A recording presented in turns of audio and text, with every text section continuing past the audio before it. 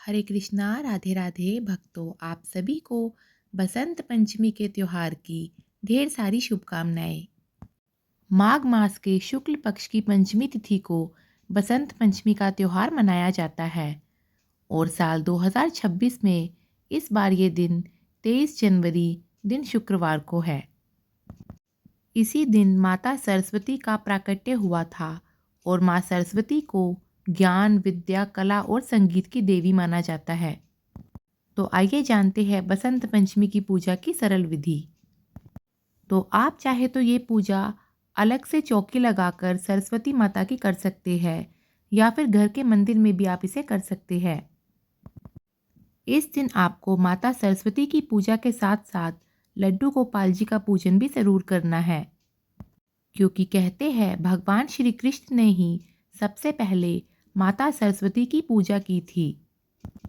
तो अगर आपके पास अभी तक माता सरस्वती की कोई फ़ोटो या प्रतिमा नहीं है, तो आप इस दिन अपने घर में माता सरस्वती की फ़ोटो ज़रूर लाएं, क्योंकि माता सरस्वती सिर्फ विद्या की ही नहीं, संगीत, कला, ज्ञान, बुद्धि की भी देवी है।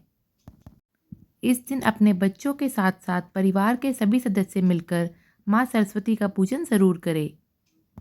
तो बसंत पंचमी के दिन सबसे पहले आप अपने घर में राधा कृष्ण, भगवान, लड्डू गोपाल, युगल सरकार, जो भी सेवा आपके पास है, उन्हें आप सुबह में सबसे पहले केसर मिले हुए दूध से स्नान कराएं। अगर केसर नहीं है तो दूध में थोड़ी सी हल्दी मिला सकते हैं या फिर चंदन और सुगंधित फूलों से भी आप उनका स्नान करा सकते हैं। अब इसके बाद आप अपने बाल गोपाल को पीले रंग के वस्त्र पहनाएं, क्योंकि बसंत पंचमी पर पीले रंग का विशेष महत्व होता है और पीला रंग हमारे लड्डू गोपाल जी का सबसे प्रिय रंग भी है। तो पीली पगड़ी, पीली पोशाक, टोपी, हार और चंदन का तिलक, और साथ ही आप पीले रंग के पुष्पों से ही अपने लड्डू गोपाल का श्रृंगार करें। श्रृंगार के बाद आप उन्हें इत्र ज़रूर लगाएं और इसके बाद उन्हें दर्पण सेवा दें। अब धूप दीप जलाकर पूजा की तैयारी कर ले। भोग में आप पीले बसंती मीठे चावल ज़रूर बनाएं और ध्यान रखें भोग दो जगह रखा जाएगा। माता सरस्वती को बिना तुलसी के और लड्डू गोपाल जी के भोग में तुलसी रखी जाएगी। इसके अलावा आप मौसमी फलों का भोग भी लगा सकते हैं या फिर हलवा, केसर वाली खीर या मिठाई का भोग भी आप लड्डू गोपाल जी को लगा सकते हैं। साथ ही पूजा में आप दक्षिणा ज़रूर रखें और बाद में उस दक्षिणा से लड्डू गोपाल जी के लिए कुछ उपहार ले आए। अपने लड्डू गोपाल जी की आरती करें, माता सरस्वती की आरती भी करें। बसंत पंचमी के दिन अपने लड्डू गोपाल जी को मोर पंख ज़रूर पहनाए।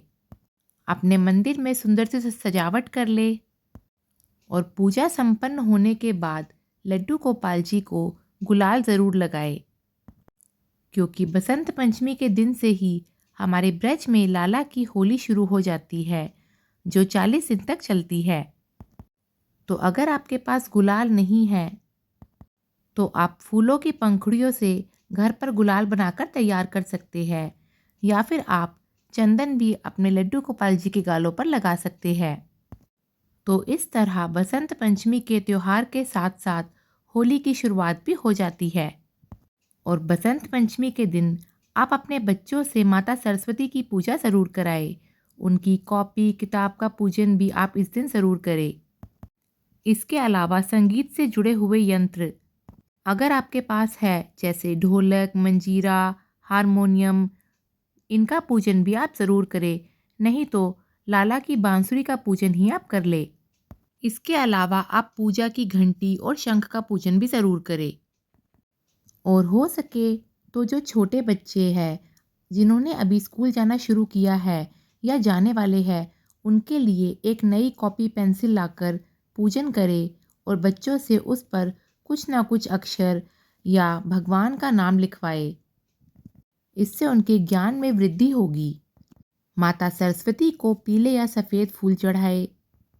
आप चाहे तो सुहाग की सामग्री भी चढ़ा सकते हैं। साथ ही स्वयं भी पीले रंग के वस्त्र पहनकर ही पूजन करें, क्योंकि बसंत पंचमी पर पीले रंग का विशेष महत्व होता है। पीले रंग के वस्त्र, पीला भोग, पीले फूल।